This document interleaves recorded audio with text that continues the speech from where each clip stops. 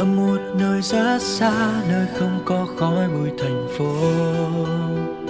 Ở một nơi đẹp như mơ, trên cao êm êm mây trắng bay, lặng nhìn biển rộng sóng vỗ. Cuộc đời tôi là những chuyến đi dài, suối thác vượt núi dốc, dù tranh vênh có xa gì, có biết bao thứ tươi đẹp vẫn cứ ở đó đang chờ tôi. Người xung quanh ở nơi đây thật dễ bên, sao mới gặp ánh mắt lấp lánh hiền hòa chào tôi, chào người bạn mới.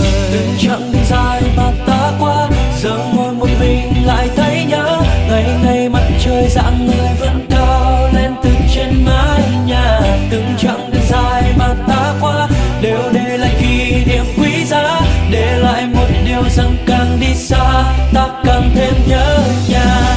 Đi thật xa để trở về, đi thật xa để trở về, có một nơi để trở về, đi đi để trở về.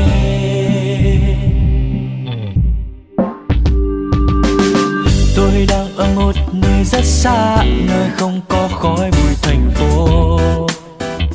Ở một nơi đẹp như mơ, trên cao êm êm mây trắng bay, lặng nhìn biển rộng sóng vỗ.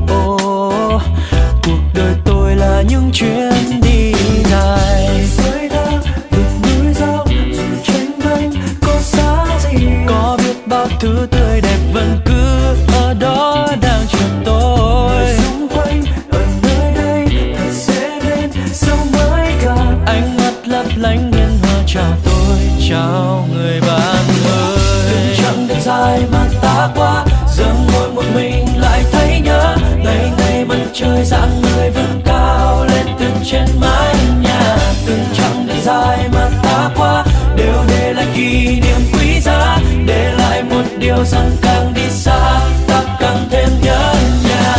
Đi thật xa để trở về, đi thật xa để trở về, có một nơi để trở về, đi đi để trở về. Cuộc đời thật đẹp khi được đi muôn nơi xa xôi rộng lớn, nhưng ta vẫn có nơi để trở về sau mỗi chuyến đi. Điều kỳ diệu là con người ta đi xa hơn để trưởng thành hơn, không quên mang theo bên cạnh hành trang nỗi nhớ gia đình. Từng chặng đường dài mà ta qua, giờ